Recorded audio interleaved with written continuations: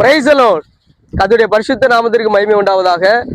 தானியேல் புஸ்தகம் 3வது அதிகாரத்திலே நீங்கள் வாசிப்பீர்களானால், நேபுகாத்நேச்சார் என்கிற ராஜா 60 முழ உயரமும் 6 முழ அகலமும் கொண்ட ஒரு பொற்சிலையை அவன் உருவாக்கி வைத்து அதை எல்லா ஜனங்களும் பணிந்து கொள்ள வேண்டும், அதை தாழ விழுந்து பணிய வேண்டும் என்கிற ஒரு சட்டத்தை கொண்டு வருகிறதை நாம் பார்க்கிறோம்.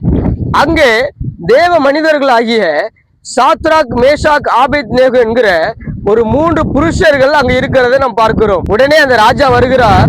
சாத்ராக், மேஷாக், ஆபேத்நேகோ என்கிற 3 புருஷர்கள், நாங்கள் இந்த பொற்சிலையை நாங்கள் வணங்க மாட்டோம் என்று அவர்கள் சொல்லும்போது, அந்த நேபுகாத் என்கிற அந்த ராஜாவுக்கு கோபம் மிக அதிகமாக மூண்டபடியினால அந்த சேவகர்களை கூப்பிட்டு அவர் சொல்லுகிறார், இந்த அக்கினி சூளையை 7 மடங்கு நீங்கள் அதிகமாக்குங்கள் என்று அவர் சொல்லுகிறார்.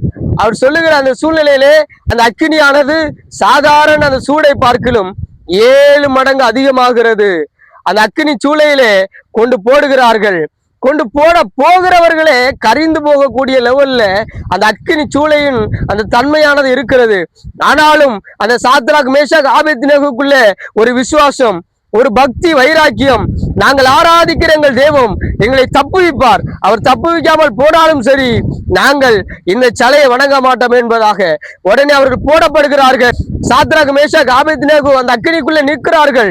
நேபுகாத்நேச்சார் அந்த அக்கினியை சூளையை பார்க்கிறார். இவர்கள் என்ன ஆகிறது, எரிந்து போகிறார்களா அல்லது சாம்பலாகிறார்களா என்று பார்க்கிறார். உடனே அவர்கள் 3 பேராக போட்டப்பட்டவர்கள் இடத்துல 4வது ஒரு நபரை பார்க்கிறார்கள். அந்த ராஜா 4வது ஒரு நபரை பார்க்கிறார். அவர் யார் தெரியுமா? அவர்தான் ஆண்டவராகிய இயேசு கிறிஸ்து. அவர்தான் தெய்வம், அவர்தான் உண்மை உள்ள தெய்வம், அவர்தான் உண்மை உள்ள ரட்சகர். அவர் நிற்கிறதை பார்க்க முடிகிறது. உடனே ராஜாவுக்கு ஒரு பயம்.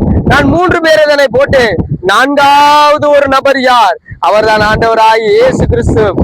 எந்த பிரச்சனையா இருந்தாலும் சரி, எப்படிப்பட்ட போராட்டங்களா இருந்தாலும் சரி, ஆமென், இந்த உலகம் உங்களை ஆட்கொள்ள பார்க்கலாம், நீங்கள் தப்புவிக்க முடியாது என்கிற ஒரு சூழ்நிலை இருக்கலாம். ஆனால் இந்த சம்பவத்தின் மூலமாக நம்ம தெரிந்து கொள்வது என்ன?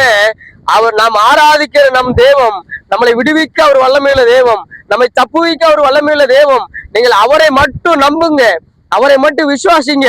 நான் ஆராதிக்கிற தெய்வம் எரிகிற சூளையா இருந்தாலும் சரி, எந்த தண்ணீர் கடக்க முடியாத தண்ணீர்களா இருந்தாலும் சரி, கர்த்தர் என்னை விடுவிப்பார் என்கிற ஒரு நம்பிக்கை, விசுவாசம் உங்களுக்குள்ள இருக்கட்டும். அந்த விசுவாசம் உங்களை காக்கும். அவன் கர்த்தர் எப்படி சாத்ராக், மேஷாக், ஆபேத்நேகோவை அந்த எரிகிற சூளையிலிருந்து தப்புவித்தாரோ அப்படி உங்களை தப்புவிப்பார். உங்களை இன்றைக்கு விடுவிக்க ஒரு வல்லமையுள்ள தேவனா இருக்கிறார். கர்த்தர் உங்களை ஆசீர்வதிப்பாராக.